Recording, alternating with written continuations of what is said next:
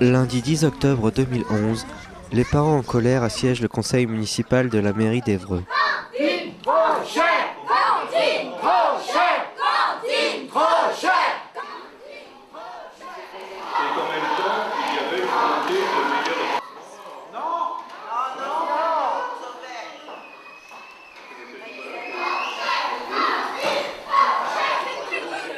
Il y a 15 places réservées pour le public. Il y a assez de place pour les gens. On veut rentrer! On veut rentrer! On veut rentrer! On veut rentrer!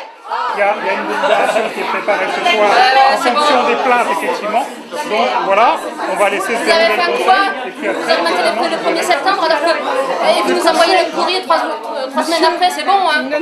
Monsieur, on demande juste qu'il y ait 4 ou 5 représentants, voire 7 ou 8, qui puissent rentrer des représentants de parents d'élèves. On a le droit, c'est public. À noter la présence de Rachid Mameri, ex-candidat à l'élection municipale. Il revient pour la première fois sur la scène publique à cette occasion. Bah oui, mais c'est à la tête du client, c'est pas normal.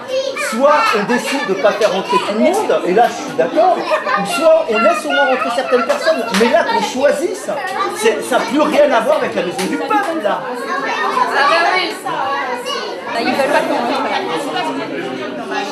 Et vous avez réussi à lui donner... On lui a donné les pétitions en main propre, juste avant le démarrage du conseil.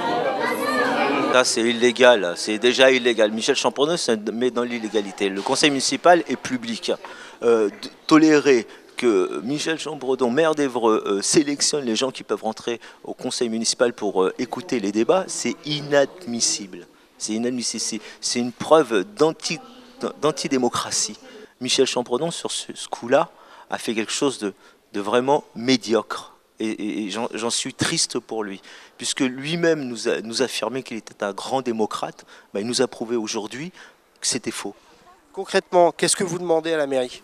De revoir ces barèmes avec des chiffres beaucoup plus précis et que ça soit vraiment équitable et avoir des justificatifs. Voilà. Et on a l'impression de payer double avec nos impôts, donc on se demande sur quoi ont été basés les barèmes et on veut vraiment des précisions là-dessus. Tentative de médiation. Quelques élus viennent discuter avec une délégation de parents d'élèves. Non, en plus, ce qui n'est pas logique, parce que quand vous demandez la déclaration, c'est pas exactement ce que vous demandez. Vous demandez les salaires, donc les feuilles de paye, vous demandez le revenu imposable et vous demandez aussi ce que reçoivent les gens au niveau des prestations de la CAF. Quand vous dites que la CAF ne rentre pas en ligne de compte, ce n'est pas vrai. Parce que ça rentre dedans au niveau de ce que vous nous demandez au niveau du dossier. Tous les ans, on nous demande le justificatif, l'attestation de la CAF. Et en fonction de ce qu'on a, tous les ans, c'est demandé. Sachant que le salaire brut, c'est pas la réalité. Enfin, la réalité aujourd'hui, c'est la feuille d'imposition, le salaire, le net imposable que tout le monde a et qui est utilisé dans tous les autres services administratifs.